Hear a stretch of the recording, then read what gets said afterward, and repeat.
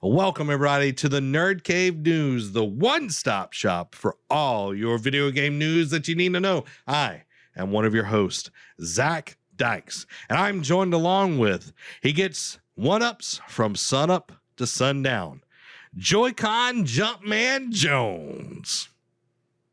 You know, the exposition was simple, but I like it. It did what it needed to do. So, Joy-Con Jumpman Jones. Joy-Con like Jumpman Jones. That comes to you by Trey. Hey, you know what? He made up from the last time. I forget what he did the last time, but I wasn't feeling that one. But this one I am feeling. So definitely let Trey know he did well on this one. I will let him know. Guys, we hope that you're doing awesome. You can become part of the ship, part of the exclusive crew by going over to patreon.com/nerdcave, just like our wonderful crew members, Brandon Hicks, Richard Newell, Daniel Sanford, Rushing Waters Yoga, the conductor, Marilyn James, Martin Sager, and Brittany, the Granny B. Harrison. Derek, where can they find us? You can find Nerd Cave News on a variety of platforms such as Twitch, YouTube, and TikTok. Watch us live each and every week for our pre- and post-show shenanigans, or go over to YouTube to watch the replay of the show. If you like bite-sized nuggets of gaming news, check us out on TikTok. Search Nerd Cave Network on any platform and you will find us. I was ready for you this time. I know. I was like, I'll keep it the same this week just so Derek doesn't get thrown off. So he doesn't get thrown off. Guys, you gotta keep me on my toes sometimes, though, guys. Yeah, like a ballerina. Yep. Like a ballerina. Guys, we've got a new month coming up. It's starting Sunday, August 1st. So that means a new game for the Game Club. We're going to be doing, for the month of August, the Tomb Raider first game in the trilogy by Crystal Dynamics. Yep. I'm excited. Get it on your consoles, get it on your PCs, on your Steam machines, on your Apple. Get on your Stadia if you run that. I feel sorry for you. We will say a prayer for you. But you can get it all different places. Come and be a part of it. Enjoy it. Submit your clips, your screen captures, your pictures, your thoughts on the game through our Discord. It is going to be awesome. We're only going to be taking 1 month to complete this game, though. Yep. So August, it's not an open world. Exactly. It's not an open world. It's very straightforward. So come and be a part of it. It is an awesome game. I'm excited to be getting back into the game. I played it back on the 360, so that's been a long time ago. Right. Excited. Many moons ago. Yeah. Many moons ago. So excited for that, guys. Game Club, we're going to be doing Tomb Raider, the first one of the trilogy by Crystal Dynamics for the month of August. So come be a part of Game Club and join in on the discussion in our Discord channel. Derek, are you ready? Yes, sir. Is your body ready? Oh, yeah. I'm about to say it was ready after I made the show doc last night. You're being late, man. I'm this tardiness of getting the show together. Look, man, as long as I still get it in, it's called great time management. Number one on our discussion this week, Nintendo confirms it is not done updating Animal Crossing New Horizons, even though that they've went 90 days without giving a significant update, and still are going to go longer than that without a significant update and still put out old content. Well, I don't know. Say, yeah, they'll say they're kind of at the point where they're rehashing this, and so I put it out mainly for B and for Amy. Despite it being some time since Animal Crossing New Horizons got a substantial update, Nintendo has promised that more free content is currently in development for later this year.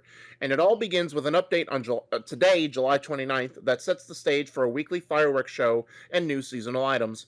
Nintendo shared the news on Twitter, and while it didn't have much of a hint as to how big these future updates will be or what they will contain, it did thank Animal Crossing New Horizons fans for their support and patience, and promises that, quote, more information will be shared in the future, so please stay tuned, end quote. Yep. So I hope they do something new, because if they keep rehashing content, it's going to get old really fast. Like, obviously won't kill the player base, but it won't bring in any fresh new players, though. Well, fresh new players I'm not necessarily worried with, because Animal Crossing still sells pretty well, but it's the Yeah. players that have put in a ton of time. I know Amy hasn't been playing as much recently. B can attest to this in the chat as well if she's been playing as much. But if there's nothing new to bring back older players that have already built an island, I've already put in a ton of time, built several islands. If there's not new events going on, then it makes it where it's just like, oh, well, I've already seen that. I've, been there, done that. I've got the t-shirt. I don't need to go back. Right. It's not like Chick-fil-A where it's delicious every time. It's more Right. like a Popeyes or, you don't want to go there. You don't want to go there. Right. Popeyes, that is.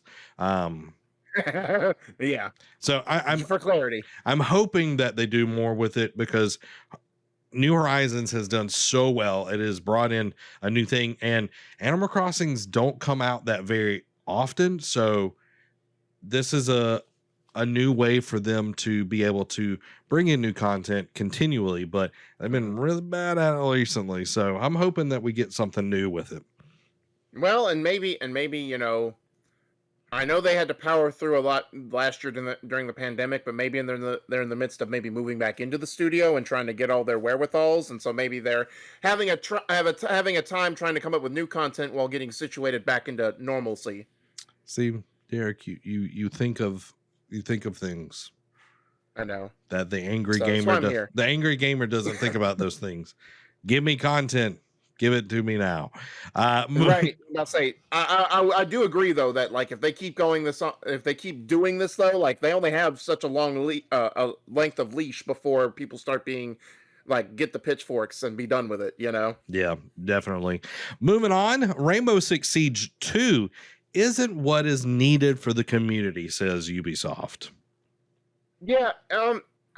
I'm kind of conflicted with this because at some point you do need to do something different. At the same time, if it ain't broke, don't fix it. But let me get into the article real quick. Rainbow Six Siege creative director Leroy Afanasov has played down the idea of a full-blown sequel to the squad-based shooter, saying the team doesn't feel that this is what the community needs. Speaking during a Reddit AMA, Afanasov noted that Rainbow Six Siege is constantly evolving on an incremental basis, something which the team feels is the best way forward. Quote, Siege is an evolving game. The Siege of the future will be dramatically different from today's Siege, to the point where we could call it Siege 2. However, as a team, we strongly believe we can bring about these changes in an incremental way within this current Siege framework. Siege 2 would mean a new game, a new environment, probably a new inventory, and maybe a new dev team. We do not feel this is what is needed for the community. We care about your investment in the game. We do not want to move to a new one. Instead, we want to protect your investment and increase its value by making your current home, which is Siege, even better. It's like renovations to your old house to make it up to date, shiny, and appealing. So again, I'm conflicted because at the same time, I agree. Like, if it ain't broke, don't fix it, and they could keep building on it. Like, this is arguably Ubisoft's most successful games as a service. It's never changing. I do feel like they need to keep like. Obviously, this is what Extraction turned into when they did the Alien event. I do feel like they need to do more impactful, like special events to like probably bring more juice into there to give players more. Like obviously they keep rolling out new characters, new tournaments, all that kind of stuff. So it keeps the hardcore fans engaged. I mean, I know they've got millions and millions of players, like 25 to 30 million players, probably more than that, in the series. So I get where they're coming from. At the same time, the infrastructure and framework can only be supported for so long before it gets old. Like look how long Fortnite the first map lasted. They could only do so much with it until it ran its course, and then they had to blow it up and bring in a new map. And now they're doing all these other things. So yeah, I'm glad it's lasted as long as it has. It's going on. It'll be 6 years in December since it's been out. At the same time, it's like and I know they're having Extraction coming out, but that's something different. It's not Siege 2. It's not Siege 2. It's just something in that Rainbow Six universe. At the same time, how long before Siege like you can't code it anymore? You know what I mean? Murdoch, brought in the point that, they're adding stuff, but it's not bringing value to him necessarily. Right. But I think, for most people like that play this game day and day and all of that, there has to be something for it to be this successful, and they're doing a good job of bringing in content. It might not appeal to everybody, but them not saying, okay, we're making a Siege 2 isn't necessarily saying, okay, we're killing Siege off. It is, we're going to do what Infinity and Infinite is fixing to do with Assassin's Creed and Halo, where we're not going to continue to make every, over and over games.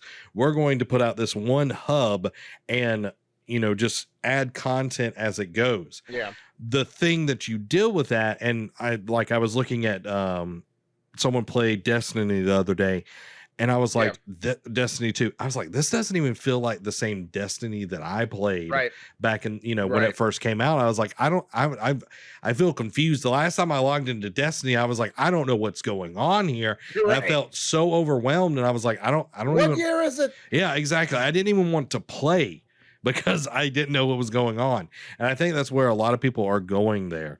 Murdoch says, what they're doing is when rock beats scissors, then we add paper, then we add fire to beat paper. Then, so I understand where you're going there. Like, I think, it gets to the point where they're going to have to do some innovative things, not just add, counteracting to this, that, or the other. They're going to have to do something different. And to your point where, they might have to update the code. I think that's when they release, Rainbow Six Siege and then spell it a different way. Right. Something. Sieges and have a Z at the end, because having a Z at the end of your title is dope. It's like the 90s, guys. It's like the 90s. Yeah. Moving into some other news, I was not expecting this. Oculus Quest 2 is getting a new model with double the storage. Yeah. And it goes on to say, Facebook is pausing worldwide sales of the Quest 2 while it upgrades the base storage and replaces the facial covers. Following rumors last week that the Oculus Quest 2 would receive a new storage model configuration, Facebook has announced today that the base model of its flagship VR headset will receive a storage bump. As noted in the blog post, beginning August 24th, all Quest 2 VR headsets will come at a minimum storage configuration of 128 gigabytes, replacing the previous model, which included 64 gigabytes of storage inside the head-mounted display. Facebook also confirmed that the Quest 2's base model will remain at $300, while the 256 gigabyte model will continue to retail for $400. Facebook also confirmed that beginning on August 24th, all newly created Quest 2 headsets will also include a new silicone face mask. The company decided to replace the face mask on the VR headset following a recall announcement after some Quest 2 owners reported skin irritation from their headsets. Quote, as more people got into VR with Quest 2, we started receiving reports that a very small percentage of Quest 2 customers experienced some skin irritation after using the removable foam facial interface that comes with the Quest 2 and is also sold separately, including as a part of the Fit Pack. Facebook Reality Labs head Andrew Bosworth said in a recent blog post, while the rate of reports is small and the majority of reported cases are minor, we're committed to ensuring our products are safe and comfortable for everyone who uses them.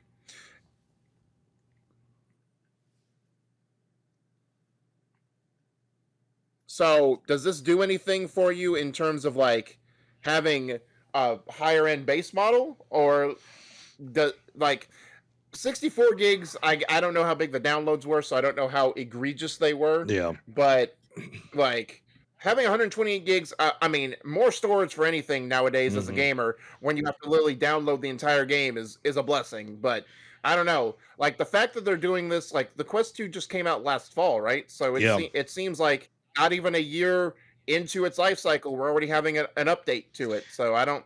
Like, the facial thing I get, but even though if it is a small percentage, but the hard drive increase or the storage space increase already is, I wouldn't say alarming, but it's definitely like, why?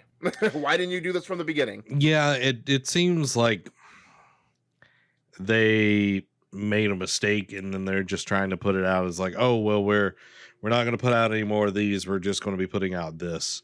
Right. For me, like, I'd been like, oh, well, I can't get a PlayStation 5. I might get an Oculus. Like, for me, it's like, okay, well, they're going to put out another one. Is it going to be the same price? You know, are they going to bump Yeah. up the price on this because there is more storage in it than the original base model? I don't see them doing this for free. You know, No, I see them by no means. trying to get more money out of it. You know, it's just moving that bottom line up a little bit higher, and you know, the cost to them is not going to be that much different. You know, they're getting the No. parts and everything. So I think it's a way for them to move up the bottom line. The face plates, you know, if it's something where there's been issues and all of that, it's better to get out in front of it and, you know, send things out. Someone bought a, you know, Oculus. Okay, well, this is where you can get a new faceplate thing. You know, you put it out there so people can get it for free. So you don't get a class action lawsuit on your hands. Yeah.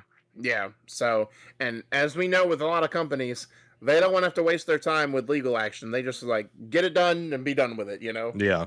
So the double storage is the weird thing. The practical thing Yeah.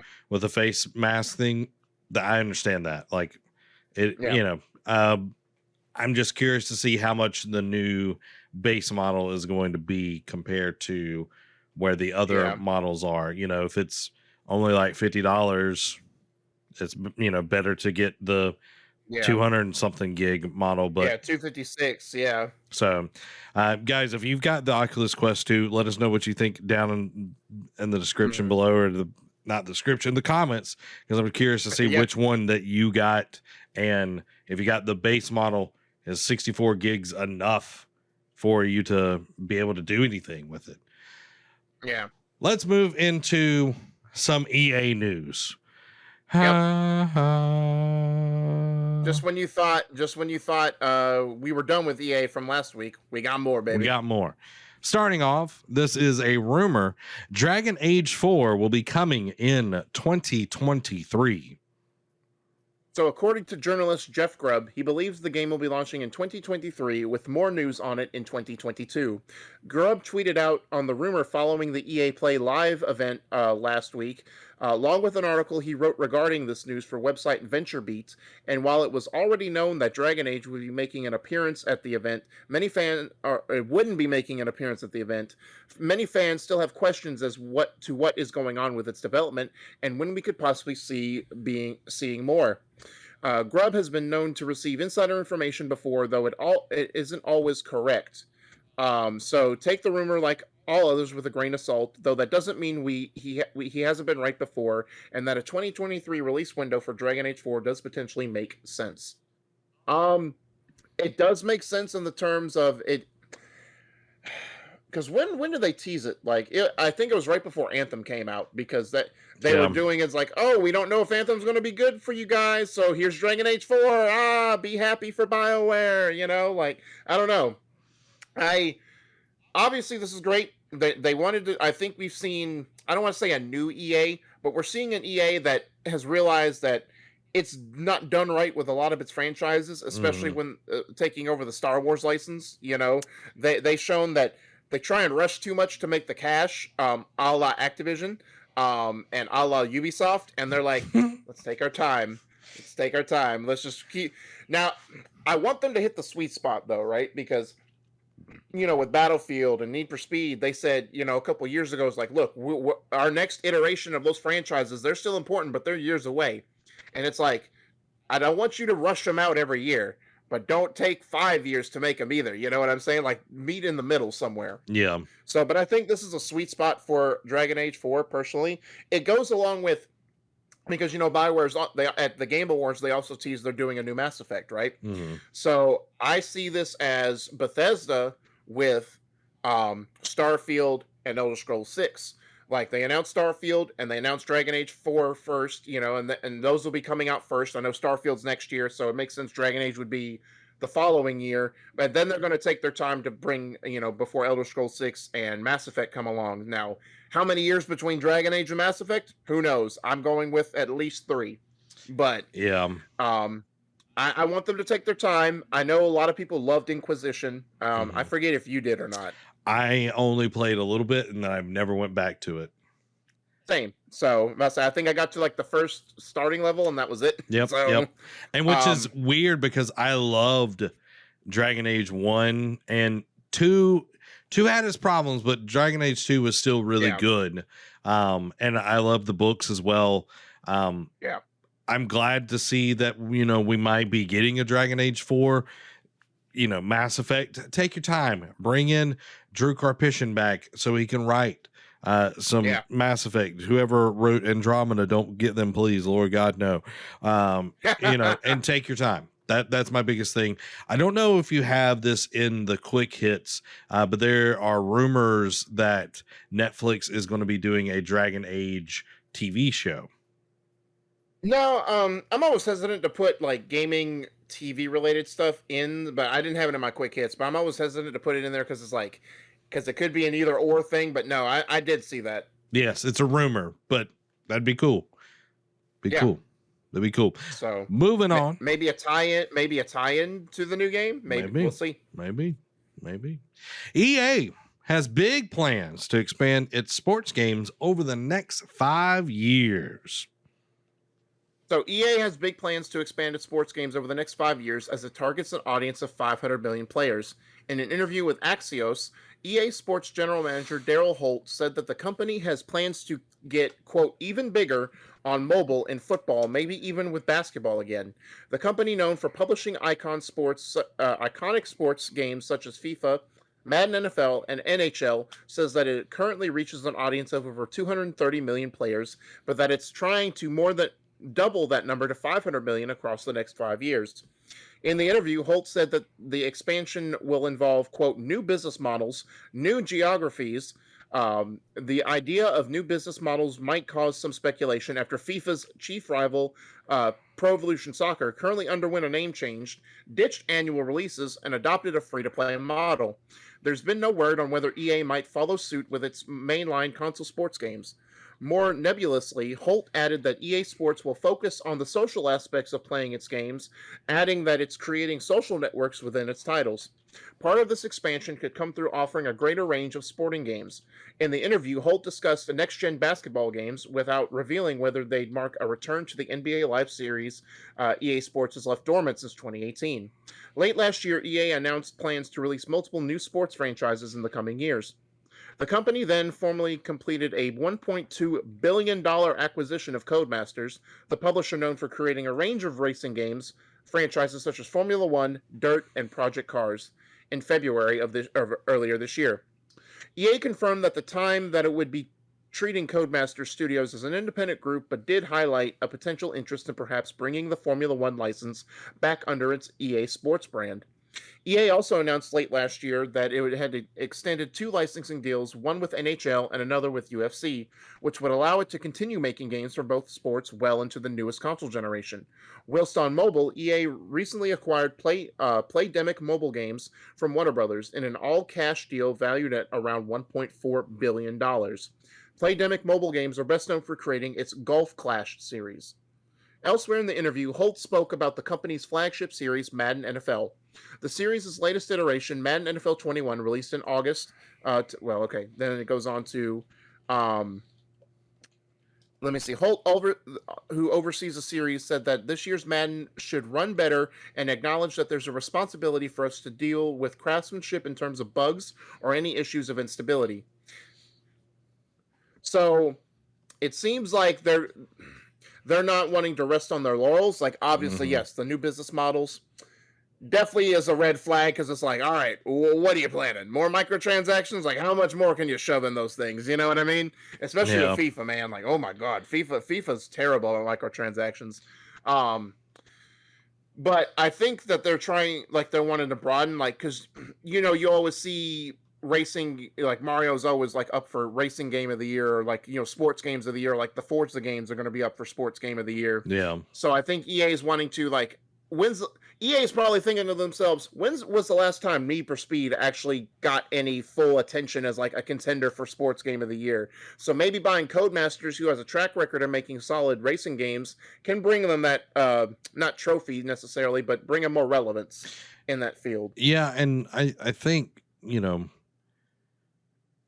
you think about EA Sports, when it was in the game, it wasn't just, churning out products. It was churning out good games.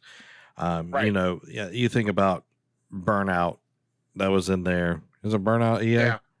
Yeah. Yeah. Yeah. Burnout's EA. Burnout, you have NCAA, you had, you know, NBA Live used to be good back in the day. You even Yep. had NCAA March Madness games, MLB games they used to make and everything. But, you know, it went a little bit further than that. They had Fight Night. Like Fight Night was Yeah. great, you know, but you don't see any of those games being made. So if they're wanting to like get And back into that place, they've got to make some changes. And it's funny you bring that up, right? Because what was it late last year, early this year that they talked about bringing back Fight Night as a franchise again, and it's like we haven't heard bums since. It's like it's probably one of those things that we're not going to say anything until we're ready type of deal. At the same time, when are you going to bring it back?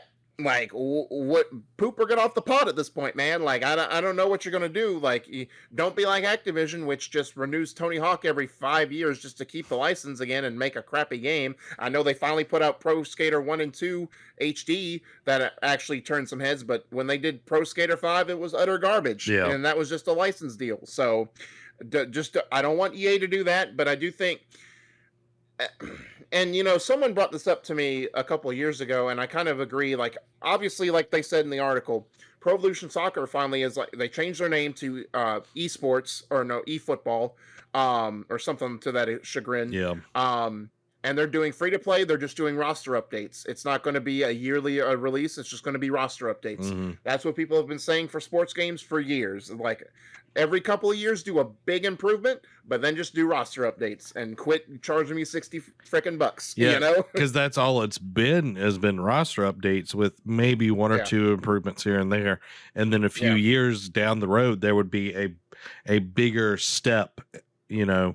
So you know, getting those roster updates would be great, but I think you know if they want to remain, you know, if they want to take over the sports gaming space like 2K yeah, took over for basketball, they've got to. The thing that made 2K so good is they had mechanics that worked really well in their games, and the game came first. Then they started shoving microtransactions in there, but that's not what made it Yep. good. It was just the overall, it was polished, it worked well. EA has not always had that in all of its games. It's had it in its kind of key titles, Madden, FIFA. That's really about it. So, you Mhm. know, and Fight Night back in the day was really good. So I hope that EA Sports gets it in the game again because I loved playing sports games back in the day. Can't wait for NCAA football. Might be the I only was just gonna say, might be the only football that I watch is me playing it because right? you got to get the Gators back in the championship. You know, can't get them back in. Oh no, you just do it. Just do what you always did. You were forced to pick another team, and you just put Florida's playbook on it. Don't tell my secrets, Derek. Look, man, maybe they'll forget this in a couple years when the NCAA comes back. It'll be all right. Yeah, it'll be all right. But they're running a totally different playbook than back then. Oh yeah, 100%. Moving on, EA Live remains dormant, but EA is working on basketball games for next gen consoles. Right, and we just talked about it in the previous article, but to go a little bit more in depth, Electronic Arts apparently isn't finished with basketball quite yet. While NBA Live went dormant in 2019 and probably shouldn't have come back in 2013, Axios reports that the sports giant is working on next generation basketball games that could revive EA's fortunes in the space. Quote, "We've got some next generation HD basketball projects that we have been talking about and designing and working on," EA Sports General Manager Daryl Holt said. In this instance, high definition is shorthand for consoles, meaning next-gen platforms like Xbox Series X and S or PS5, rather than a mobile device. If EA's projects reach fruition, they will be its first foray into the space since NBA Live 19's release in 2018. EA's attempts to produce a successful basketball game have mostly misfired since the attempt to reboot the series as NBA Elite in 2010. This has allowed NBA 2K to effectively monopolize the space over the past decade.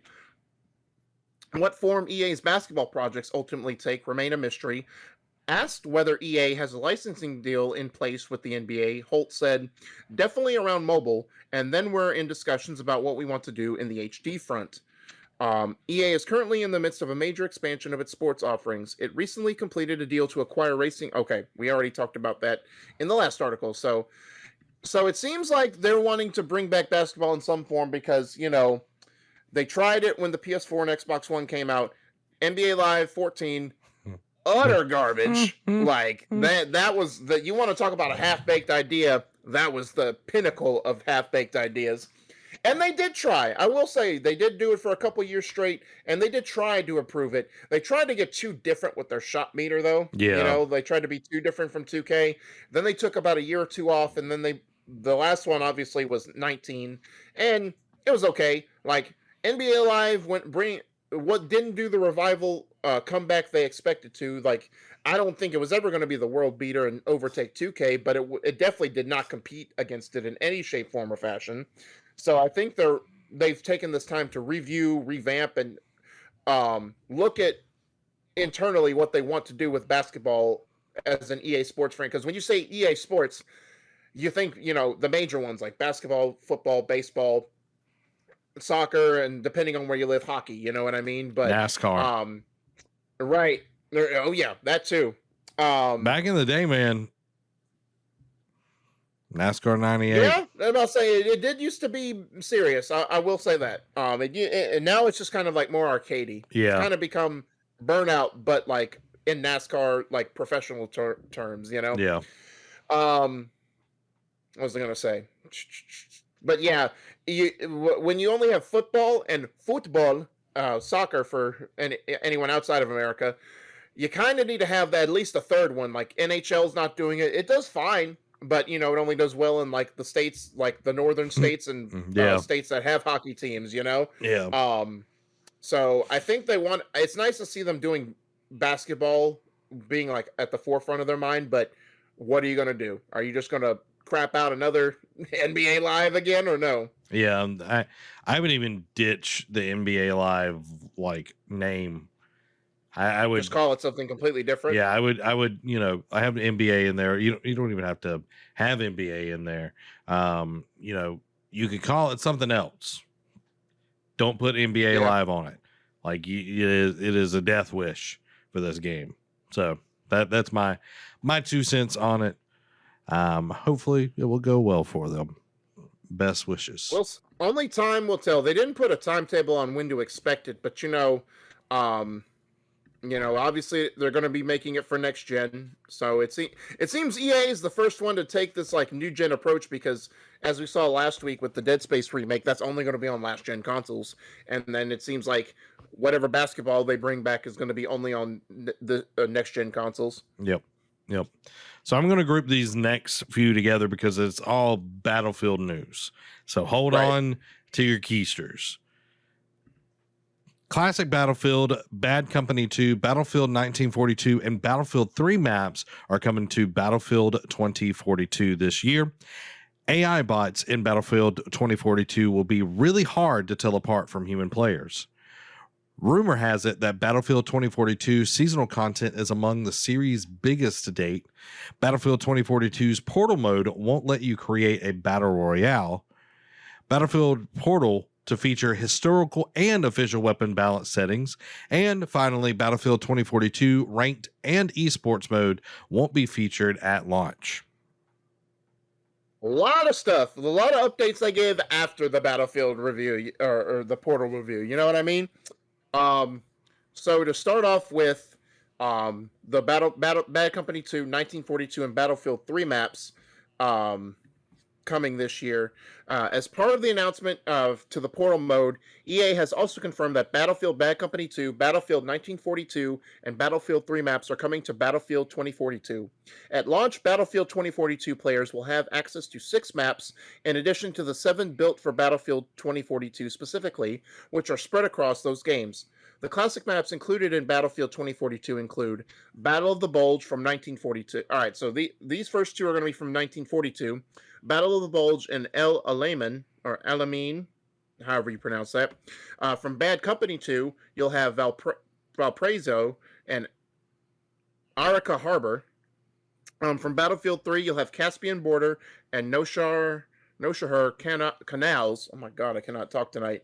Um, Much more than just as is versions of these classic maps, each of the classic maps that appear in Battlefield 2042 will receive a wide range of visual upgrades to bring them in line with modern games. This means on PS5 and Series X and S, you'll be getting 4K and 60 FPS visuals, together with reworked lighting, shadows, textures, and the sort of greatly expanded draw distances that just weren't available back in the day when these maps were originally released on far less powerful gaming hardware.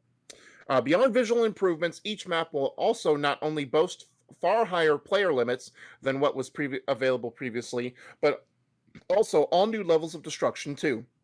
In some cases, the addition of destruction to maps like Battle of the Bulge and Alemian can prove transformative, given that when they were released back in 2002, no such destruction existed, but now players can use it to fashion all new tactics that weren't possible previously. Though EA and DICE remain coy about the future maps and games will be included within Battlefield 2042's superb Battlefield Portal mode, it's pretty much a lock that we'll be getting some more classic maps reimagined in ways that will make them brilliant to play all over again. Do you have any thoughts on that before I go to the next one? Yeah, I'm glad to see them bringing back content from previous games that people loved and refreshing them and getting them there. El Amin is the pronunciation. El Amin. Okay. Thank you, Murdoch. So, yeah, some of those I'm just like, oh, I've never seen these pronunciations before. This one's throwing me for a loop.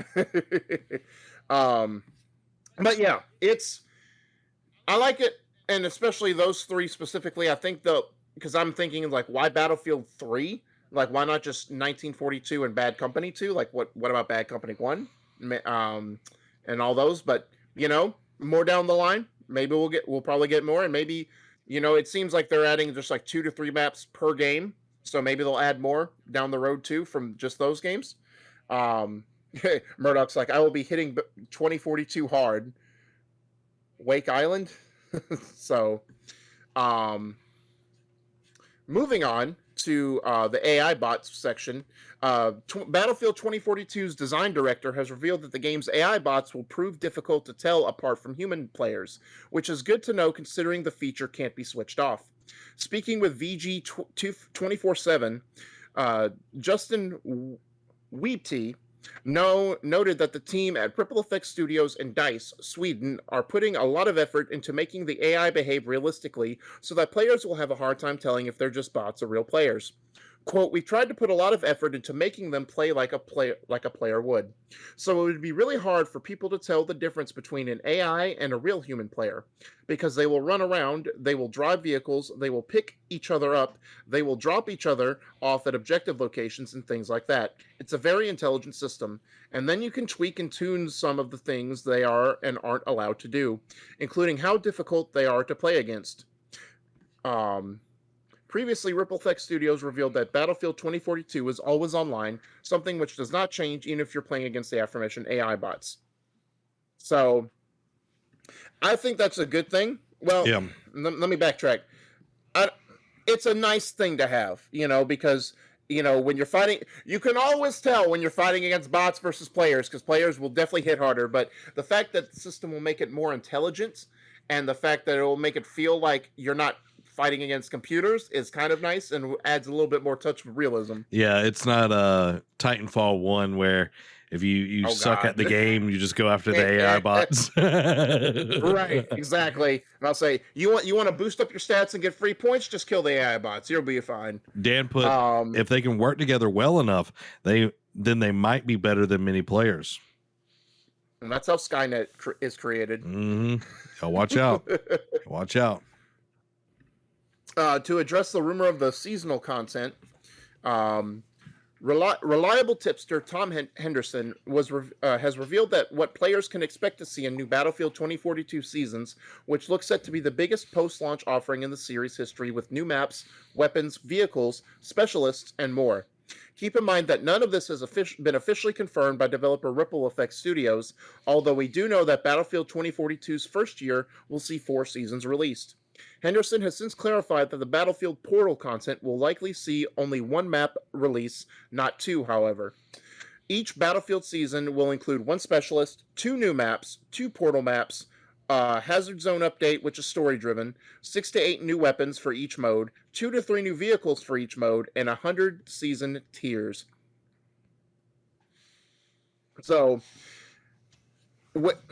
it makes sense for this too, because when you're doing an always online game, you only have so much content to keep adding to keep the players engaged, bring in new players, keep the hardcore players coming back for more. So if you got to go big, do it wisely. Yep. I know they've already got the first 4 seasons planned out, and seeing a lot of this, like if they do stick to all this content, because we saw this with the roadmap for Knockout City. They're doing a new map, 1 new ball, and a lot of cosmetic stuff. So it's got to be a nice balance. Like, you don't want to do too much and then overbear a lot of players, but you don't want to give too little and then not entice anyone to tune in. Yeah, and plus Battlefield is also going up against the biggest, competitor, Call of Duty, once again, with their online mode that's also free to play, but it is a battle royale. This is not a battle royale. This, them having content ready to go will help move people that have been playing Warzone day and day, into a new game. Like Murdoch, he's ready to go, but there are people that have been on that Warzone grind that I'm sure are ready to get into something new and different. Right. Because you can only play the same match so many times without going insane and wanting something new. Yeah. Speaking of Battle Royale, to address the thing where Portal Mode won't let you create a Battle Royale, Battlefield 2042's new Portal Mode already looks to be an incredible inclusion to the world of Battlefield that could really drive the creativity of players and lead to some incredible experiences. Though hard as you might try, this new mode won't let you create a Battle Royale mode in any way. The news comes from a news report from website The Loadout, who asked Ripple Effect directly as to whether or not you can create a Battle Royale game type within the Portal mode. Rob Donovan, senior game designer at Ripple Effect, responded by saying, quote, "If you're asking specific questions like, can I make a Battle Royale, that's where you start to see the limits of Portal. Ultimately, you can't. Portal is not a map editor, it's not a level editor, it's an experience editor that allows you to change the gameplay in very small ways."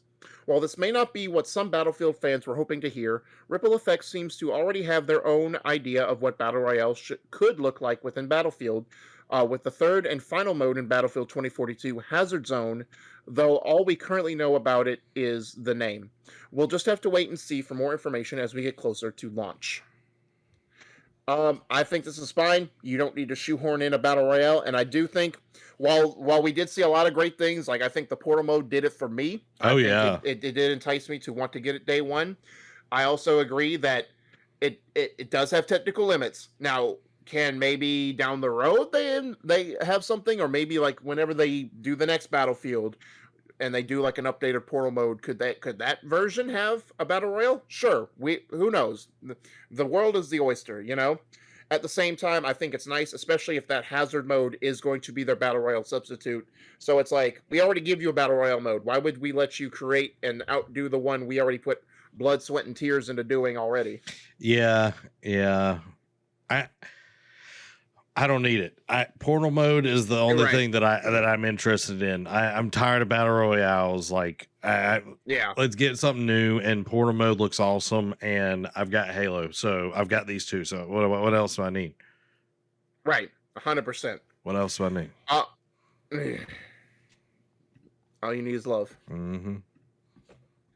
So, continuing on the Portal mode to feature historical and official weapon balance settings, Ripple Effect Studios has announced that Battlefield 2042's Battlefield Portal will include 2 settings for its weapons in an effort to balance out the World War II era and modern armaments featured in the game. In that respect, players will have two types, official and historical.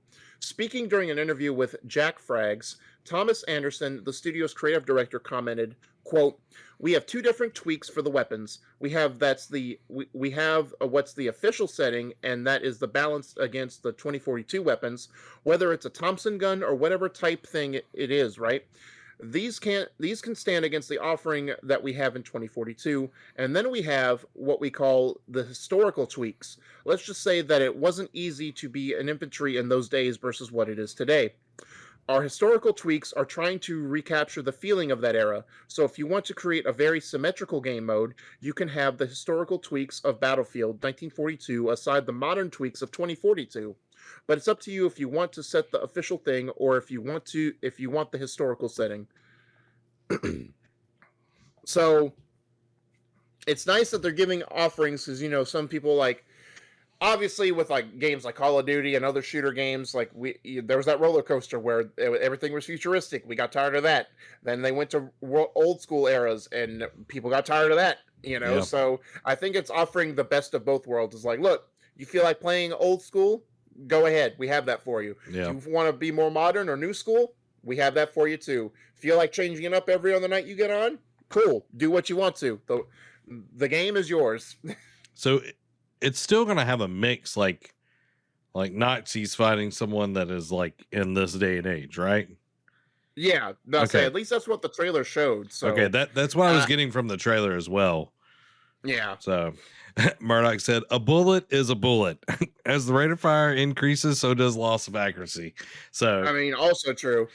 yeah, I think the biggest thing is like airplanes and like artillery, like is much more accurate and deadly compared to back then and everything. But I think it's awesome. Like that is the thing that makes me so excited about Battlefield is the kind of like meshing of, different time eras fighting each other. I think it's going to be cool. Right. Yeah. And the last thing from the Battlefield news, ranked and esports mode won't be featured at launch. 2042 developer Ripple Effect Studios has revealed that the upcoming military shooter won't feature a ranked or esports mode at launch. Justin Webe, senior design director for Ripple Effect Studios, told Battlefield Nation the following during a recent discussion. Yeah, so there's no plan to have any kind of ranked or esport mode at launch. This is something that obviously we want to hear more about from the community. If again, I'm using this phrase a lot, but if that's something that's important to the community, we'd like to hear about it, and we'll kind of see what happens after that. Elsewhere, Webe revealed that the rental server program will not be returning to the latest Battlefield title. It seems like they're not wanting to jump on the bandwagon of all the things that a lot of shooter games or a lot of games are getting into. I think, I don't know, like the esports thing, I think is fine. The ranked mode seems a little weird because a lot of shooters have ranked matches, and they live. A lot of people's livelihoods live on ranked matches. Especially in the day and age of Twitch and just streaming in general. Mm-hmm. So I think it's weird, but then again, Battlefield has been dormant for a few years, and it's kind of gone down in some people's eyes. So I think they're wanting to make sure that the game itself is doing well with fans before they go full bore with a ranked, because if no one likes your game and everyone's bad mouthing your game and you have a ranked match and no one's on it or barely anyone's on it, why did you put the time and effort into it? Yeah, because it's going to be pulling people from other lobbies and everything if they're trying to play ranked. So just keep it consolidated in the ones that, try to get as many people. And it's not that it cannot happen. It's not just going to happen at launch. So, I think it's a smart idea, focus on the thing that you're wanting to do. And you're innovating here. And that's the good thing. We need innovation in first-person shooters. My Lord, we need innovation in FPSs. Because it's gotten ridiculously boring. But we're going to move into our next chunk of news from EA. Dead Space remake news. New details have revealed, including 0 loading screens and learning from past mistakes. We'll target broader set of people. Accessibility is important to the team and may add content that didn't make it into the original 2008 original. So to address the first one, no loading screens and learning from past mistakes. Earlier this week, Motive and EA revealed the Dead Space remake after numerous rumors that some sort of revival was on the way. While the teaser was just that, a teaser, we did get a few more details about what the remake will have in store. Get ready to dismember some limbs, folks, and let's dive into what we know so far. In an interview with IGN, senior producer Felipe Ducharme and creative director Roman Campos Oriola revealed a little more about what the remake has in store. For those worried about that the remake will remake a little too much, don't be. The pair assures fans of the iconic space franchise that the team has the original vision in mind when tackling this project. That being said, it's not just a tiny polish job either. There is a lot of work going into rebuilding this game utilizing EA's Frostbite engine. Quote, we started with the original level design of the original Dead Space when talking about referencing original assets, including those that never made launch. What's funny is that you can see some of the iterations that were made prior to ship by the team. In the first chapter, you can see some corridors that they wanted to do first in a certain way, and then you can understand why they changed it for technical constraints or some other reason. Then in terms of visuals, sound, gameplay, everything, we are building all of these assets. We are not porting them. It's not up-resing and textures or adding more polygons to the model. It's really rebuilding all these elements, shooting all the animations, etc. For the tech advancements, they confirm that the remake is still very early in development, which is giving the team more time to find creative ways to harness Xbox Series X and PlayStation 5 technology in an effort to take the immersion of Dead Space even deeper and a more fully interactive experience. A good example of this is there will not be any loading screens. That way, there's not going to be any moment where we're going to cut your experience or cut away from any scene players find themselves in. According to Campos Oriola, what was really important was to be able to capture the unique look of Dead Space, that unique sci-fi look, but it's gritty and dirty, and you feel that everything has been used for a long time.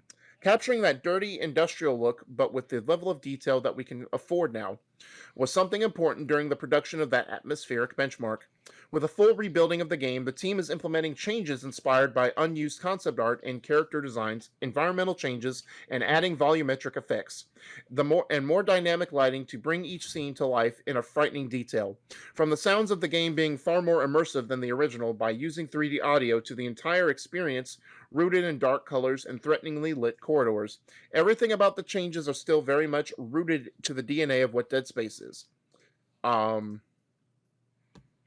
And then, of course, they go. I don't know how you would do it, but they did go on to. The question was asked, "What about microtransactions?" And they said it was a hard no.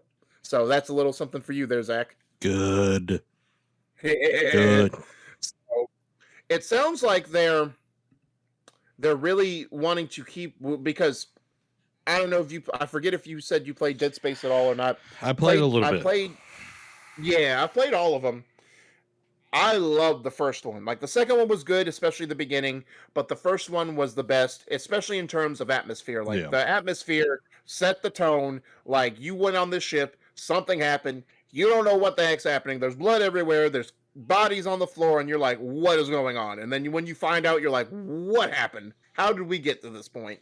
So it was great, and it sounds like they understand that was the most important thing, is atmosphere, and the look and the feel and the horror. And they're like, we want to stay true to this because, as we reported on a week or so ago, that they want to do this in the vein of a Resident Evil remake, like how 2 or 3 was. And we saw the fruits of that labor for specifically 2. Like, it paid off major dividends for Capcom. So if they're taking this level of care for Dead Space 1, the most important one, I'm happy. Yeah, for them to actually be remaking everything. Yeah. That shows huge just them wanting to make it good. You know what I mean? It's not Right. just a reskin. It's not just a refresh of it. It's actual all the way in, because in my mind, this is what I'm picturing. If this does well, then we could see more Dead Space games. I think that's Yeah. where they're coming at. The biggest thing that EA has to do is not expect the kind of sales that they did for the third game, and that be the make or break. Right. Because that was the make or break for Dead Space, was they had astronomical sales goals for the game, and it didn't even be anywhere near it. So they killed it. No. So I'm Yep. Well, and they also ruined the ending too, because they kind of did like a Mass Effect 3 where all this, they didn't have choices in Dead Space, mind you, but all that they had built up to kind of got egg on their face by the end. say I didn't play it, so I have no idea. But there you go. Yeah. EA pulling the EA. Yeah. Classic EA. Mm-hmm. But to go on to the accessibility part of it, EA Motive has revealed that the team is looking to bring Dead Space Remake to a broader audience, something which it hopes to achieve with more accessibility options that were not available to players 12 years ago with the original. Speaking with IGN, Roman Campos Oriola, the game's creative director, also said that EA Motive is looking to, quote, evolve the dismemberment mechanics in Dead Space Remake. This was a key component in the original game, as players had to strategically dismember enemies to kill them. Quote, something that is also really important for us that was not there 12 years ago is all those options for different ways to play the game if you need to. All those elements of accessibility will definitely be something important for us in terms of opening the Dead Space experience to a broader set of people that didn't necessarily have the opportunity or could play the game when it came out. So, obviously, within the last few years, we've seen the rise of accessibility in games. Like I keep going back to Steve Saylor, the blind gamer, that video of him looking at all the accessibility options in Last of Us Part 2 and just breaking down and bawling his eyes out, because it's like, this is what we've achieved. This is what we've strived for as gamers. Like, Yeah. people with disabilities are gamers too at the end of the day. They want to be included in something, when their physical limitations can't allow them to play sports or do other things that, other people can. At the end of the day, we should all be able to be gaming. Yep. The gaming should be for everyone. And I like how that Dead Space is taking that to heart. And it's like, look, now, and maybe, because, I know I don't know if I haven't played it, but I've seen gameplay on it. The game Grounded by Obsidian, that's in Xbox preview. Yeah. Their big enemy is spiders, and people have arachnophobia. So what they did is, like, you have a slider. You can change it to where the spider just looks like a husk or whatever. It's just a blob. So you have the ability to turn that off. So maybe if people are like have issues with how scary a game is, maybe they can turn off those features or have like sliders to fine tune it as well. Yeah, and I know Returnal had a lot of accessibility options in there with like zooming in and everything. So, the more that this is, pushed, the more we're going to see people that have those needs be included, which I'm always for. So I'm excited for that. Yep. And the last thing here is about the original content that didn't make it into the 2008 version. Campos Oriola, the creative director behind Dead Space Remake, has hinted that we may see bits of content in the game that were not featured in the 2008 original. Chatting with IGN, he revealed that the team at EA Motive has access to all assets from Dead Space 2008, which includes some designs from the first chapter that did not make the final cut. As such, there's a chance that some of these elements could make it into the remake of the sci-fi horror outing. Quote, we started with the original level design of the original Dead Space.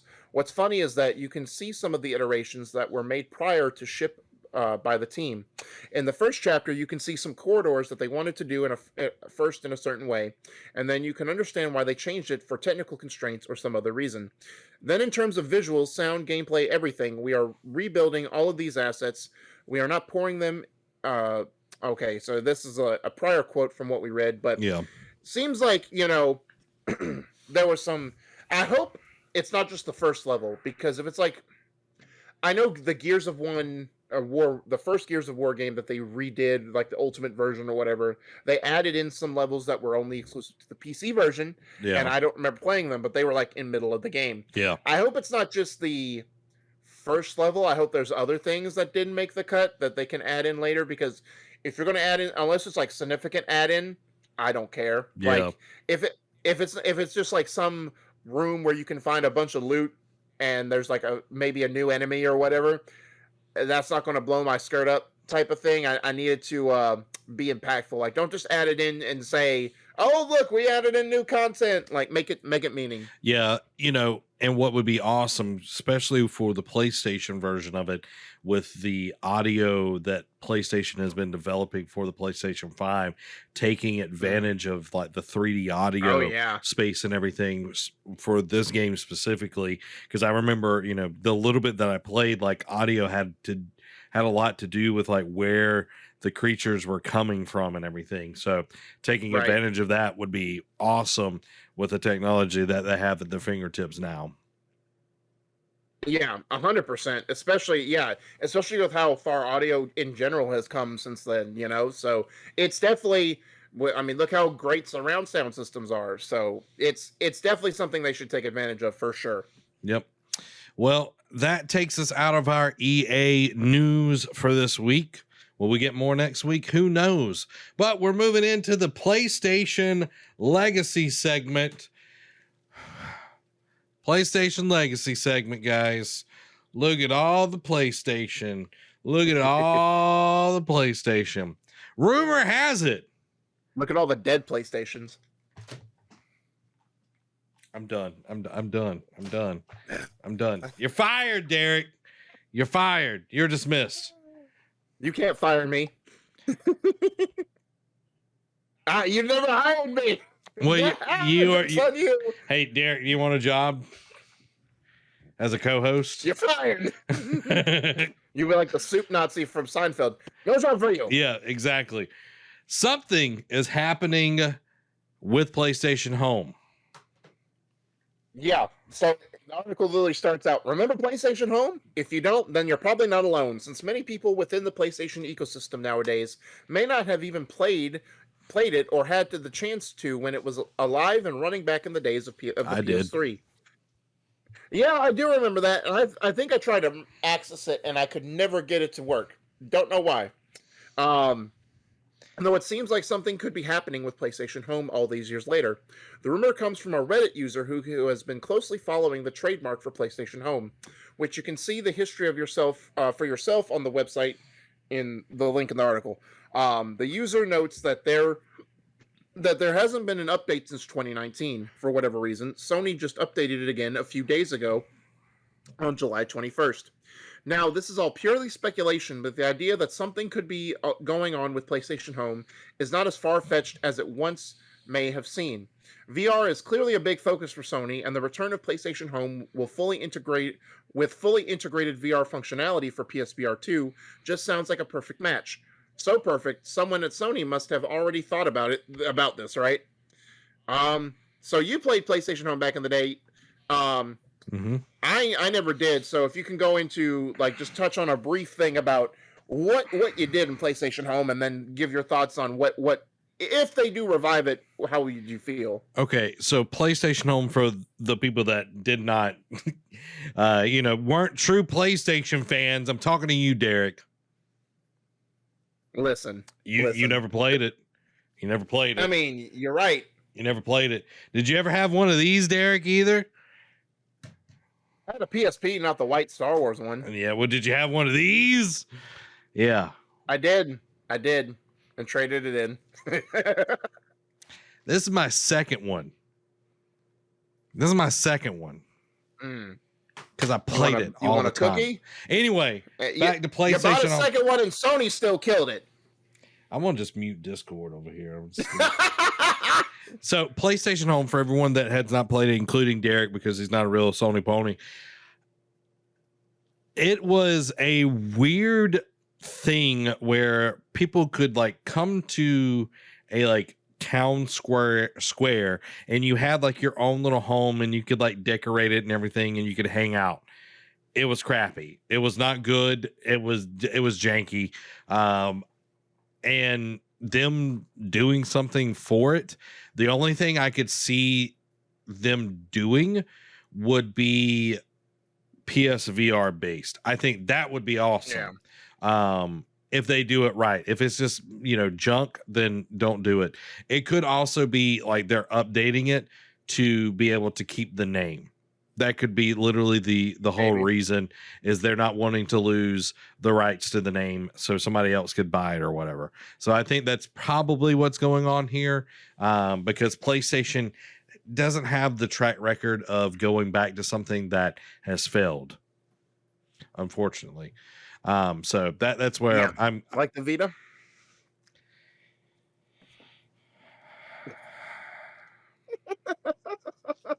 Moving on, Seagate's FireCuda 530 is the company's first PlayStation 5 compatible SSD. The FireCuda 530 from Seagate is the company's first PS5 compatible SSD, having been tested for the console and met all requirements. The device will come in a variety of flavors, including a $140 500 gigabyte, $240 1 terabyte, and $490 2 terabyte. Woof. If we have done a quote, if we have done some testing with Sony on the PlayStation 5, and today we confirm that the FireCuda 530 has a heatsink. With the heatsink has met all the PS5 requirements. With the PS5 design, the SSD card slot is very narrow, so there's not much room for the SSD to mount. However, with the FireCuda 530, even with the heatsink on the top, the slim design allows for it to fit. Of course, the FireCuda 530 without the heatsink is slimmer, so both of them will fit into the PS5. So I know people have been wanting for an SSD, and I know I meant to look it up before the show and I forgot, but there's a major update with SSD involved. Like, let me look at this. Give your thoughts on the FireCuda real quick while I look at this up, because my boss was texting me about this. Basically, it doesn't look good for this update. Like, I don't know if it includes the FireCuda, but for the SSD upgrade, it doesn't look good. It's not going to be consumer friendly for sure. Yeah, and that's what I was about to say. Like, this thing sounds expensive. I know SSDs cost a lot. Like, not as much as they used to. Like, I've got a terabyte literally right here. I've got another terabyte over there, and I got one in the drawer that I shoot on all the time. Like, my cameras shoot on SSDs. And I was able to get a terabyte for $100. And an internal SSD I was able to get for $89. So them, I understand it's like, to make sure it works with, the PlayStation and all of that. But my Lord, 2 terabytes for $490. Was that what it was? Yeah, 2 terabytes for $490. Yeah, that is crazy. That is ridiculous. So thank you, my love. Amy just brought me French fries. I smelled them. Ooh. I was like, I don't know if she's making French fries, but I sure hope she does. Do you smell what the Rock is cooking? Exactly. Rock of my life. But yeah, that's crazy. Utter craziness.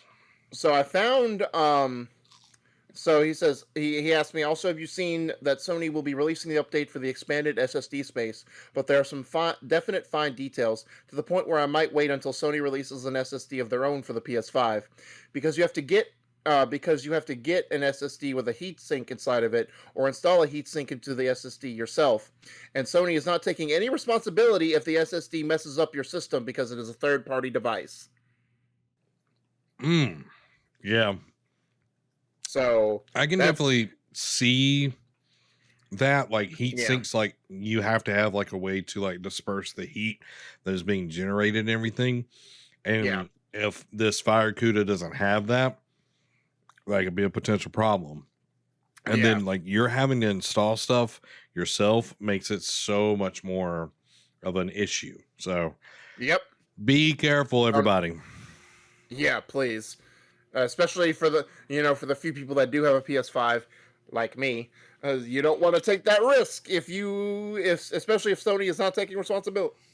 So it's like, look, we wash our hands of this, we support it, but we don't endorse it. I was making fun of you like so hardcore. Yeah, whatever. I was. Hater. I'm not a hater. I'm a truther.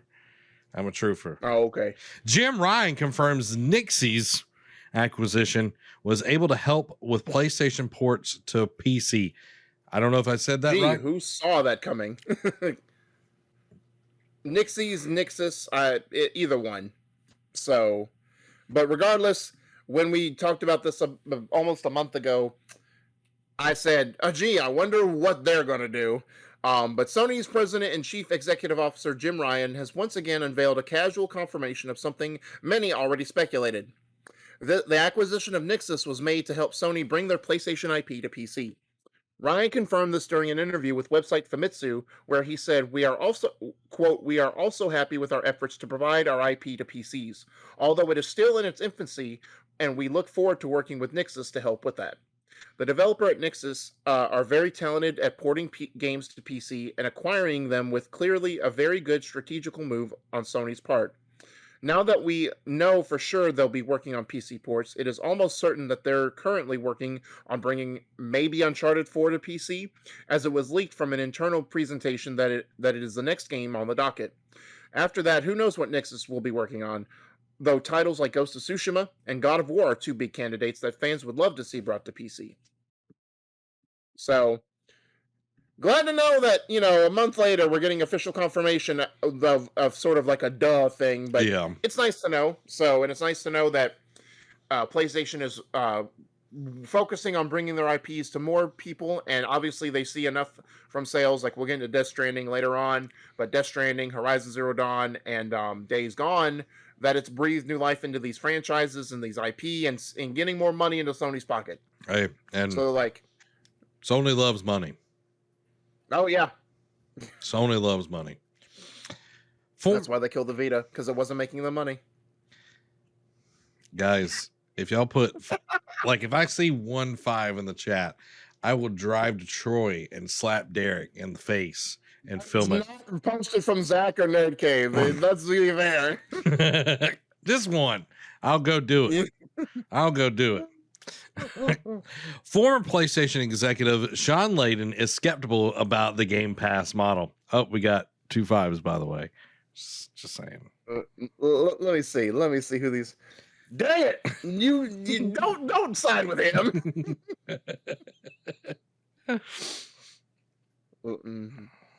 Y'all just love to see violence, don't you? Yeah. I told you I woke up this morning. I picked violence. You really did. So this is interesting. I know he doesn't work with Sony anymore, but it's interesting that a former Sony exec would say this. But Sean Layden was at one time the head of Sony Interactive Entertainment America, president of SCE Japan, and chairman of World Studios before he left the company in 2019. As he is set to rejoin the industry with Streamline Media Group, he has some skepticism around what many call, quote, the best deal in gaming with Xbox's Game Pass. People don't buy consoles because they want more steel and plastic in the living room, says Layden in an interview with website gamesindustry.biz. Quote, people buy consoles because they want access to content. If they can find a way to get content into people's homes without a box, then yes, indeed. Everyone has a streaming solution of some form. Most of it is limited by whether you have a decent internet connection, and they haven't constructed the business model that works for that yet. The issue Layden sees is that he just doesn't think it will be suitable in the long term. It's very, quote, it's very hard to launch a $120 million game on a subscription service. Talking about the production value for the game being $120 million on a subscription service charging $10 a month. You pencil it out, you're going to have 500 million subscribers before you start to recoup your investment. If you only have 250 million consoles out there, you're not going to get to 500 million subscribers. So how do you circle that square? Nobody has figured that out yet. While Layden isn't exactly incorrect about the sustainability of a service like Game Pass, Microsoft happens to be in a unique position where they can reasonably afford for Game Pass to be a loss leader for some time, and clearly boss Phil Spencer sees something in the service and its value that Layden and many others players who are still baffled at how Game Pass works for Microsoft don't. So let me get on my soapbox and defend Microsoft for a minute. Yes, in the bare bones terms, like when you're sitting there crunching numbers, working that abacus, whatever you're trying to figure out money wise on. Yes, obviously Game Pass at face value may not be the best for you as a developer, especially if you're day one on Game Pass. However, we have seen numbers, we have seen reports time in and time again. People who have played games on Game Pass are more inclined to buy the games because it's pretty much like a trial version of it than people who don't own Game Pass. It's pretty much the informed versus the ill-informed, right? So yes, maybe a small percentage. Like, yes, you have it on Game Pass. Well, how many of those Game Pass subscribers will buy it? And that's not just the $10 a month. That's you're getting whatever price, whether it be full price, whether it be whatever price it's on sale. Then you'll be getting more money from that. And yes, there's only a certain amount of subscribers you can get in homes at once. But what is Microsoft doing? They're planning for the future. They put it on PC. They put it on cloud. They're now working to try and bring it to smart TVs, to anything that has an electronic Wi-Fi signal. They are trying to put on and just do like a Stadia thing where all you need is a controller and be done with it. The only thing Layden has in his corner that is viable is it is tied to how stable of an internet connection you have. It's just like with Stadia, it's just like with any other streaming device. That one he has because not everyone in the country has viable internet or at least decent internet. So I'll give him that point, but I think I wouldn't say totally wrong, but he's definitely of the ill-informed when it comes to the money aspect. Yeah, for me, like Game Pass hits so many levels for consumers, and Right. Microsoft has got play money to go around right now. They can do whatever they want for a long time. Mhm. But like you said, they are planning for the future. They're doing so many things to get ahead of the issues. Internet will continue to get better. The connections will continue to get better. That might not be an issue 5 years down the road. And guess who's going to be behind the curve? The people that haven't been doing what Microsoft's been doing. Right. Everything is not tied to the internet as well. If you've got a PC, guess what? You can download it straight to your PC. If you've got an Xbox, you can download it straight to your Xbox. It might take longer if you've got bad internet, but it's right there. Also, if you're playing just on your phone, yes, that's when the internet issue comes into play, but that's not everybody. A lot of people have some sort of console or they have a PC. So I understand where he's coming from because he did run a company that is, not Microsoft. Sony could have not done this because they have to have the returns on investment. Yeah. Especially with how much production, like just think of God of War, Horizon, Last of Us Part 2, Ghost of Tsushima, Spider-Man, just those games in general. Look how much production value went into those. So yeah, for those things, I could understand where he's coming from. Yeah. So he's coming from a different aspect of it. Phil Spencer on the other side of things doesn't have the same restraints as Sean had when he was over at PlayStation. So Microsoft prints money. Exactly. And they've got other things that are, continually making money. So yeah, I understand. I can understand the skeptics as well. I just don't think the long run is going to show Sean being right. Now, before we maybe had all the information we do now, maybe he would have a point, a few years ago, because, who knows if Game Pass would have been as viable as it is now. But with how much it's changed and evolved and how many subscribers we've seen and how much the Game Pass model just prints money for Microsoft in general, he's wrong on this one, and he's going to be proved further wrong, years down the road when this continues to succeed. Now, unless Phil Spencer, something happens to him horrifically, knock on proverbial wood, if Skynet attacks and shuts down the Wi-Fi, then yes, Sean Layden will have a point. But I think he's wrong in this instance. Yeah, I agree. Moving on to some more Sony news. Sony feels bad it can't currently meet the PlayStation 5 demands. We'll find other parts to make PS5s and get them out faster, as long as they don't hamper performance, and then we're golden. Um, but Jim Ryan, CEO and president of Sony Interactive Entertainment, has lamented the fact that the console manufacturer is not able to currently meet demand for the PS5.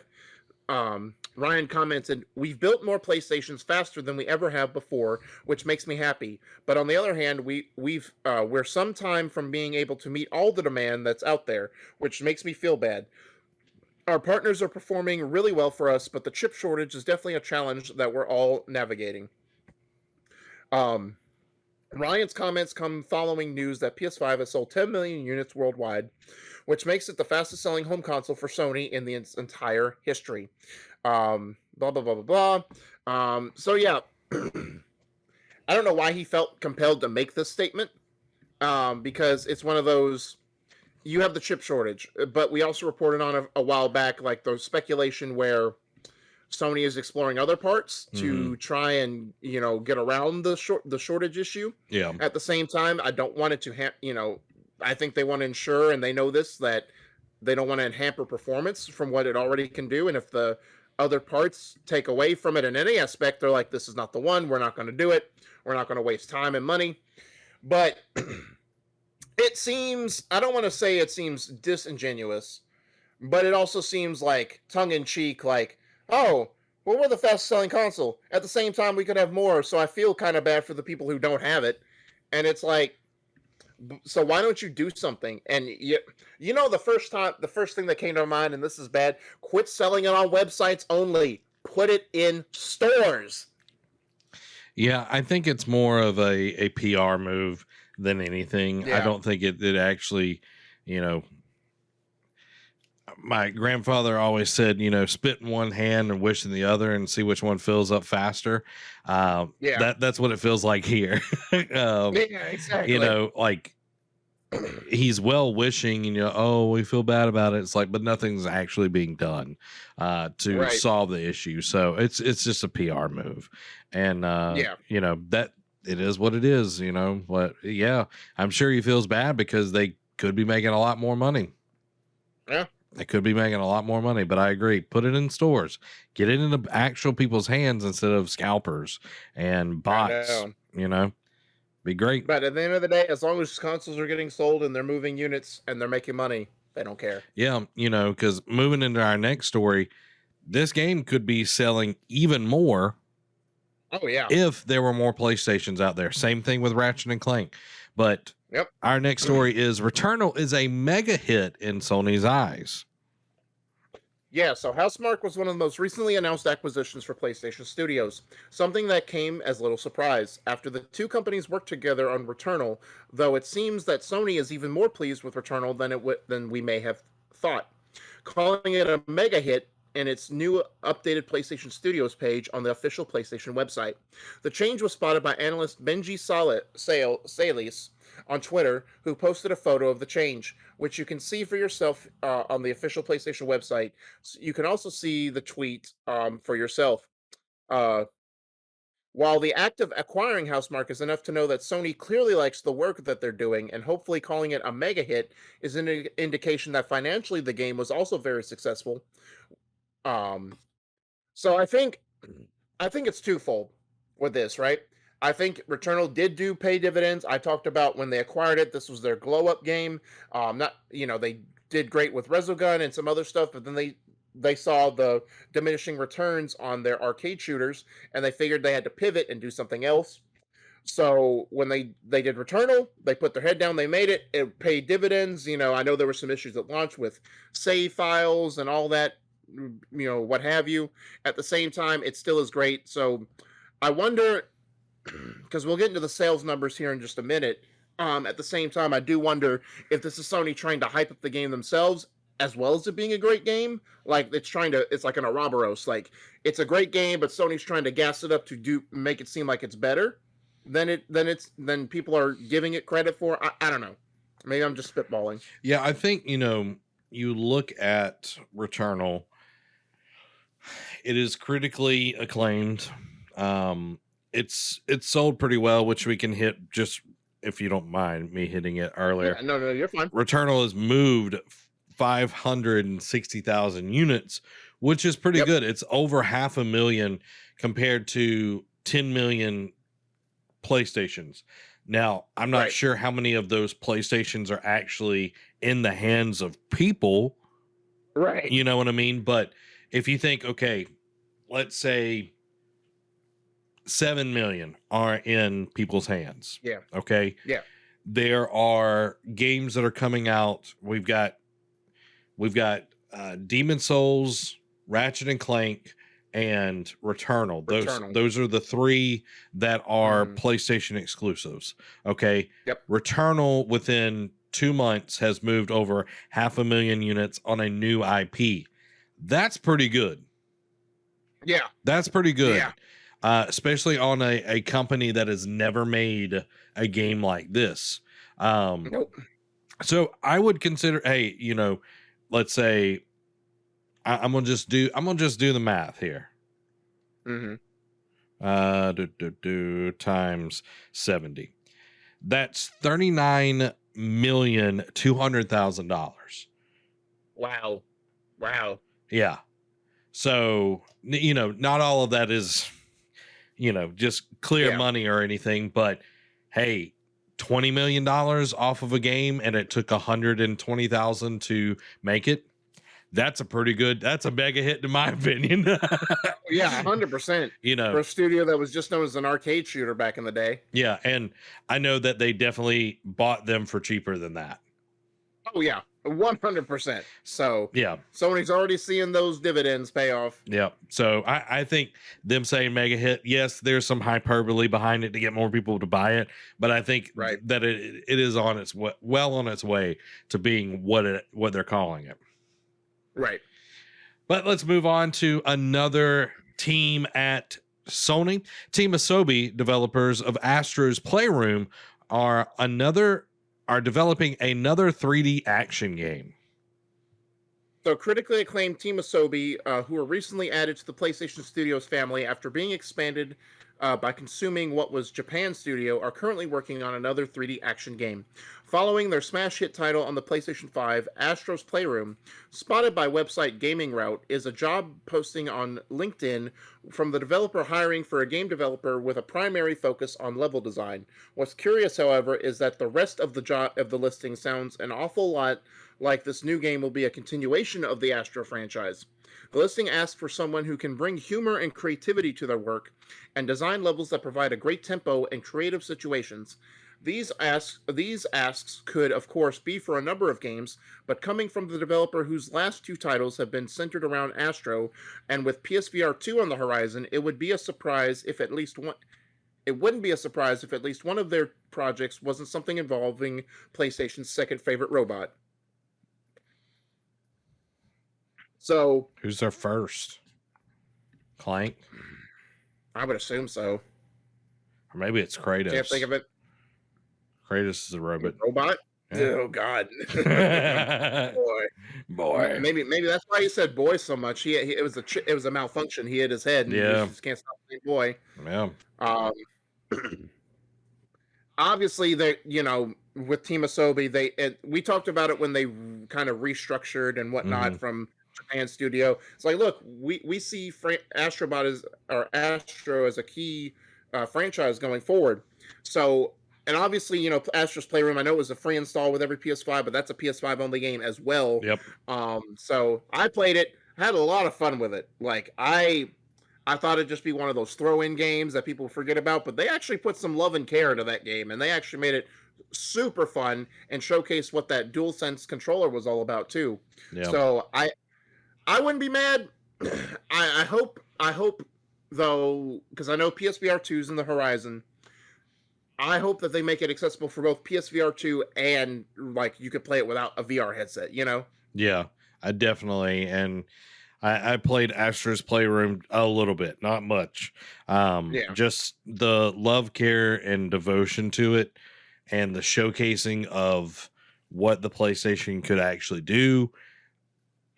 it would be in good hands for them making an actual full-fledged game. Like, I'm not saying Astro's Playroom is not a full-fledged game, but it's Yeah, a glorified tech demo, a really big right, glorified tech demo, but it's fun right. at the same Oh time. yeah, So, it's the best tech demo I've ever played. yep, yep. Except for Life. Life's probably the best tech demo. Yeah, also true.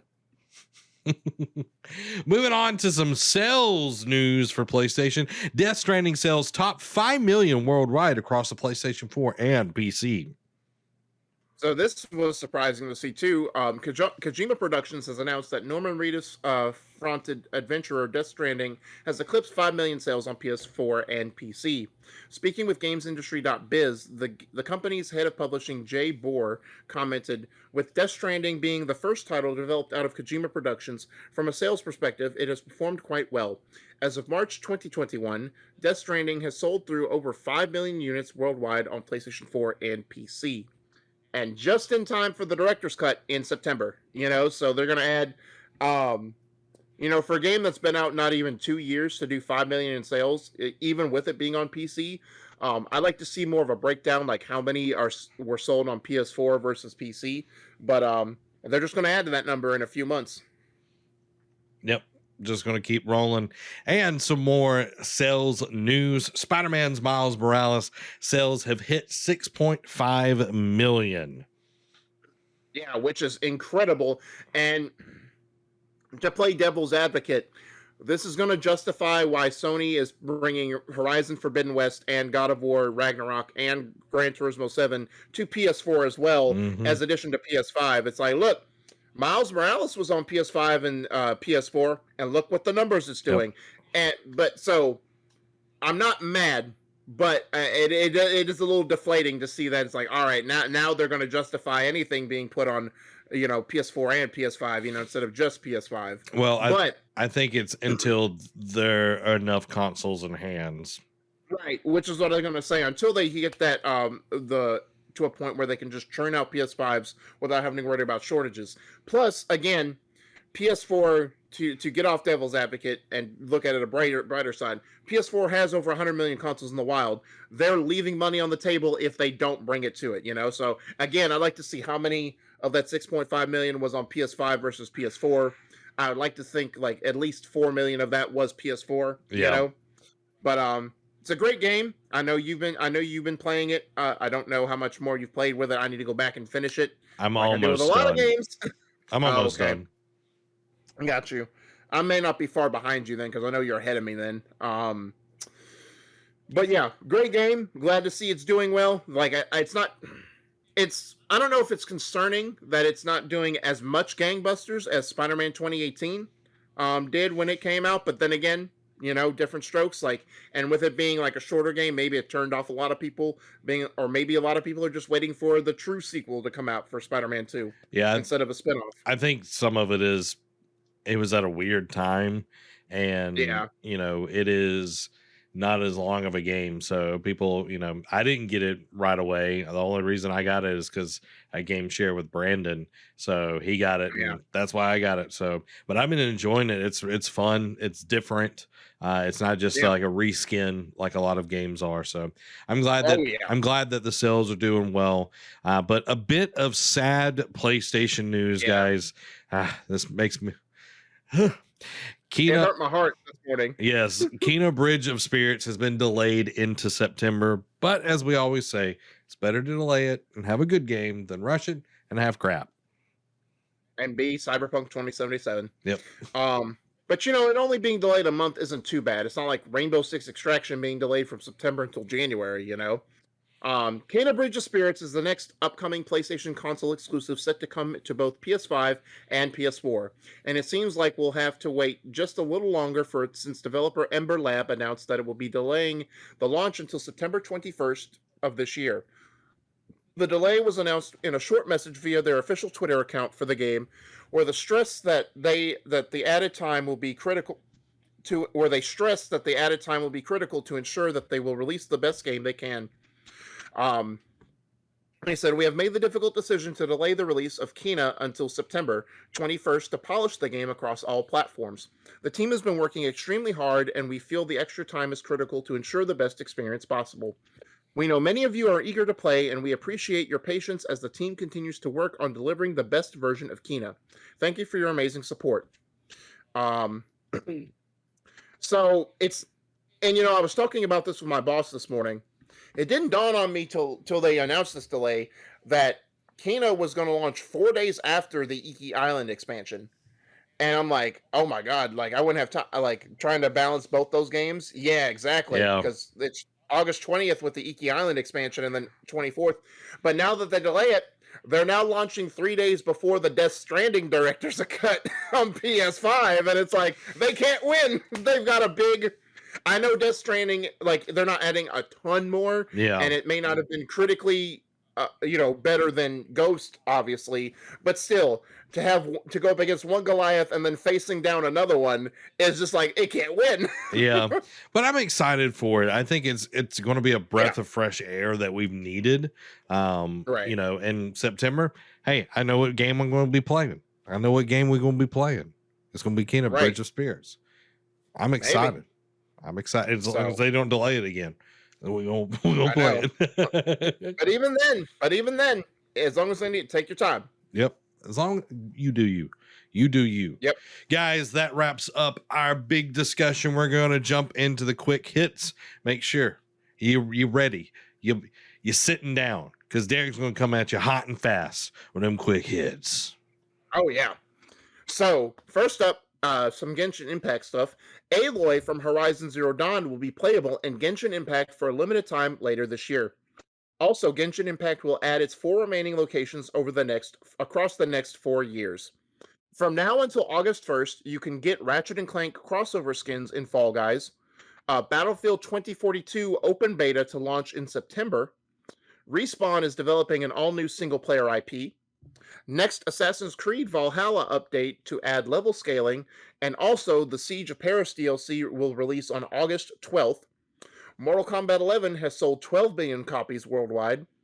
Sega admits the Sonic 2022 reveal, quote, was a bit premature. AEW's new wrestling game is due out in 2022. Mobile game Dr. Mario will be unplayable after November 1st.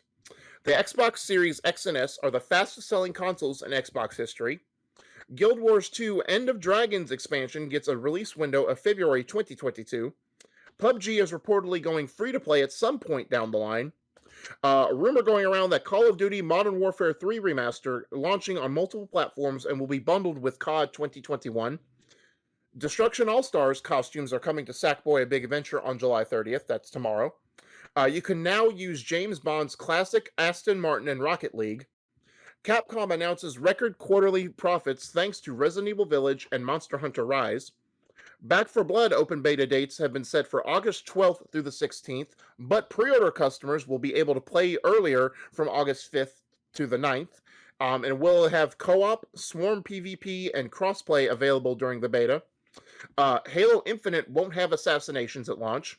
Halo Infinite will have more larger tech previews in the coming months. It's the end of the month and going into a new month, which means new Xbox games with gold for August has been revealed. For the entire month of August, you get Darksiders 3.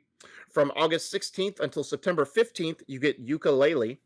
From August 1st to 15th, you get Lost Planet 3. And then from August 16th through 31st, you get Garu, Mark of the Wolves. And then, of course, you also have new PS Plus games for August.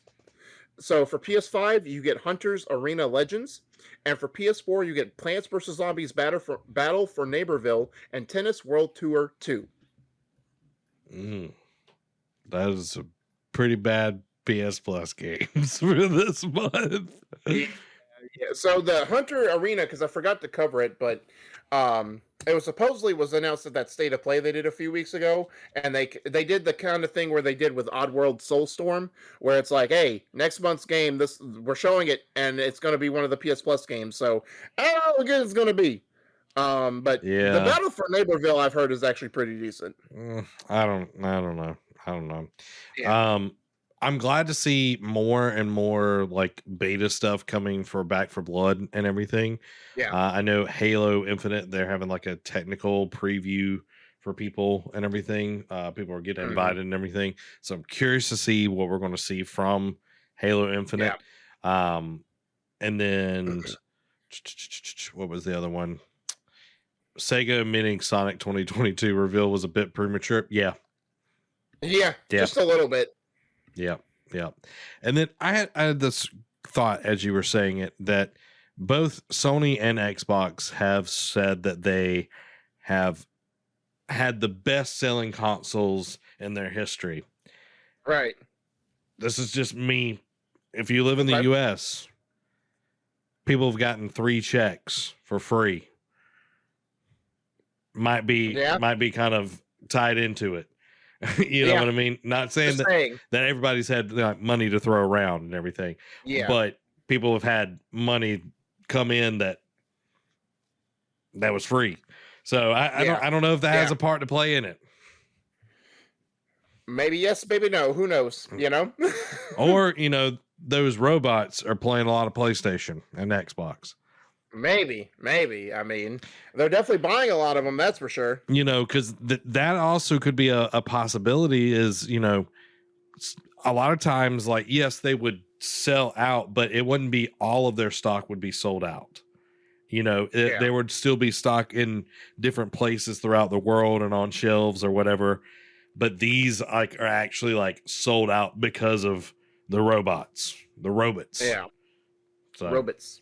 you know, and also I'm sure there's a lot of consoles sitting in ports, or that one ship that got stuck in the Suez Canal, you know. I forgot about that. Yeah. Which that I think it's like the Egyptian government has like that impounded and is like waiting for them to like pay like huge fines and everything before they release the Wow. ship. So That's crazy. there's people's like stocks and all of that is like sitting on that ship. There you go. But guys, Maybe your PS5's on there. Who knows? maybe guys, maybe I should like sneak on there, get a ship manifest and go get me a PS5 after I go slap Derek. That'll be on your way there. Maybe it was, yeah, Hormuz. Yeah, there you go. I don't know why I said the Suez Canal. It sounded good, Dan. It sounded good, but now I'm gonna have to go slap 2 people for being churlish up in here. Guys, we hope Will you that slap us with Vitas? I got one. Smack you with this OLED screen. I mean, you can smack me because it won't have any other use for it. Boy. I'm gonna play Taco Master just to spite you. Okay. Just to spite you. I'm gonna play Taco Master, get that platinum. Yeah. Okay. We'll see who gets another platinum faster. It's me. Anyway, guys, we hope that you enjoyed the show. Thank you so much for watching. Make sure to hit that like, all that good stuff you're watching over on YouTube. If you're over on Twitch, hit that sub button, hit that follow. So you give us some love tonight. All that good stuff. We hope that you enjoyed it. You can go over to patreon.com/nerdcave and become part of the ship and part of the exclusive crew. And you can find us on TikTok as well, Nerd Cave Network, all that good stuff, guys. We love you. Enjoy the rest of your week. This has been Zach. Joy-Con Jumpman. Have a blessed week. Bye.